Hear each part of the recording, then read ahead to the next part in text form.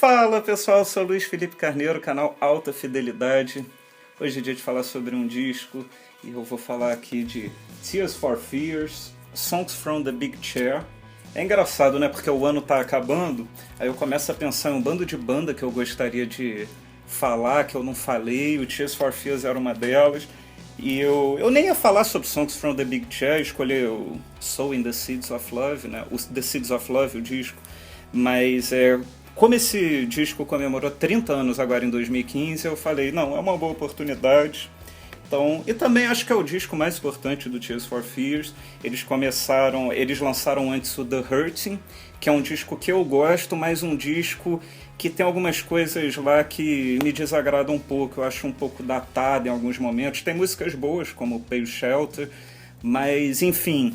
E o Tears for Fears ia entrar em estúdio para gravar o segundo disco e eles resolveram fazer uma batida mais pop, mais que fizesse mais sucesso, né? Esse disco para mim é meio que a fórmula do sucesso da música pop dos anos 80, né? Se fosse uma banda surgindo naquela época, acho que seria dever de casa, vamos ouvir esse disco e ver como eles fizeram. Eles deixaram o lado um pouquinho deprê do The Hurting de lado, ficaram assim uma batida mais animada, letras mais politizadas. Bom, aí você pergunta, Songs from the Big Chair, o que é isso? Aí eu fui pesquisar.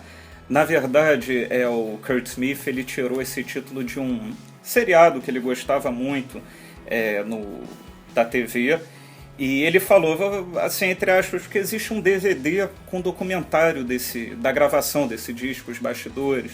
Então eu vou falar aqui as aspas dele. Ele disse, a ideia do título vem um seriado de televisão chamado Sibyl, sobre uma garota com 14 personalidades diferentes. O seu analista tem uma cadeira enorme e quando ela regressa a certas personalidades do passado, ela sempre quer sentar nessa cadeira, onde ela se sente confortável, sem medo de ninguém ou do que o mundo pensa sobre ela.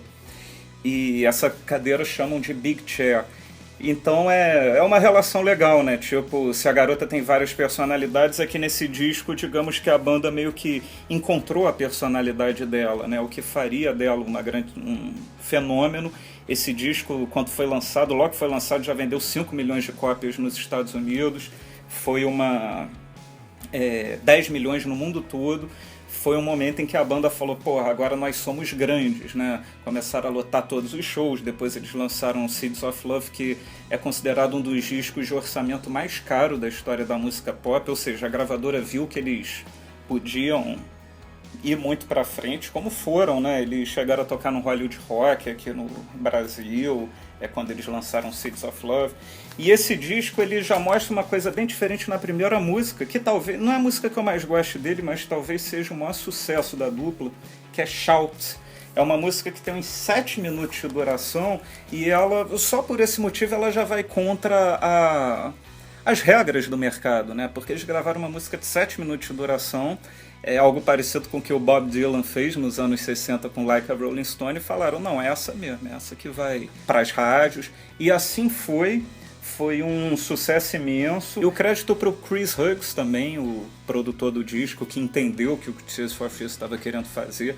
E o Roland Orzabal, né, que é o outro da dupla, além do Kurt Smith. Alguns anos depois ele confessou que teria roubado um trechinho de uma canção do Talking Heads para colocar lá no meio de Shout.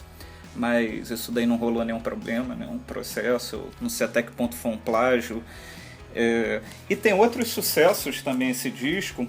Everybody Wants to Rule the World, que é uma arrasa quarteirão da década de 80. Aquilo, se você for DJ e tiver que tocar 15 músicas dos anos 80, certamente você, não sei se você vai colocar, mas você vai pensar em colocar essa música. Ela ficou algumas semanas na primeira parada de singles da Billboard dos Estados Unidos e ela só deixou o primeiro lugar quando foi lançada aquela música We Are The World, né? Que aí não tinha como, que é aquela música do Michael Jackson, com um bando de gente cantando, um single beneficente. Mas foi só quando essa música apareceu que o Everybody Wants to Rule the World saiu do primeiro lugar. E o curioso é que essa música nem ia entrar no disco, porque a dupla não tinha gostado, depois ficou pronto. Aí chegou o Chris Hughes e falou, não, é com essa música que vocês vão estourar nos Estados Unidos. E foi exatamente o que aconteceu. Bom, e o Chris Hughes acabou acertando na previsão dele, porque esse disco ficou em primeiro lugar nos Estados Unidos. além do single, né, o disco também ficou em primeiro lugar 5 semanas no topo da parada da Billboard. E na Inglaterra, que é a terra natal da banda, ficou em segundo. Ou seja, eles conseguiram acertar mais no outro país que no próprio país. O Roland Orzabal, em 85, ele ganhou o prêmio de compositor do ano Ivor Novello, que é um dos prêmios mais... assim, digamos que aqui no Brasil as pessoas vão falar, não, mas que prêmio é esse? Mas lá na Inglaterra isso daí tem uma importância enorme. É aquele prêmio que todo mundo fica com vontade de ganhar, porque é um prêmio muito sério que...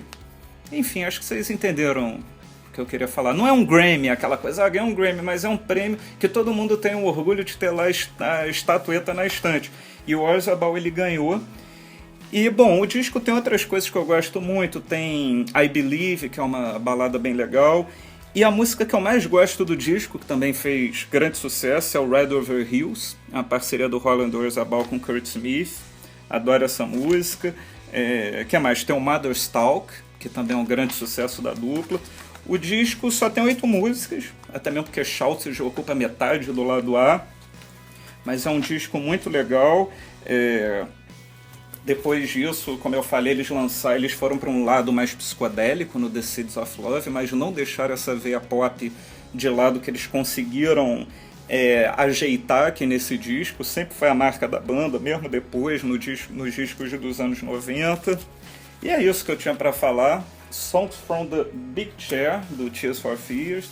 E durante o vídeo aqui eu fiquei falando muito do Seeds of Love e do Songs from the Big Chair. A princípio o vídeo ia ser sobre The Seeds of Love. E eu queria saber de vocês, qual disco que você prefere? Eu acertei em falar sobre esse disco? Você fã do Tears for Fears? Deixa aí no comentário e... Bom, ano que vem eu já vou agendar. Fica aí devendo Seeds of Love. E amanhã a gente tá de volta com mais um vídeo aqui no canal da Fidelidade. Tchau!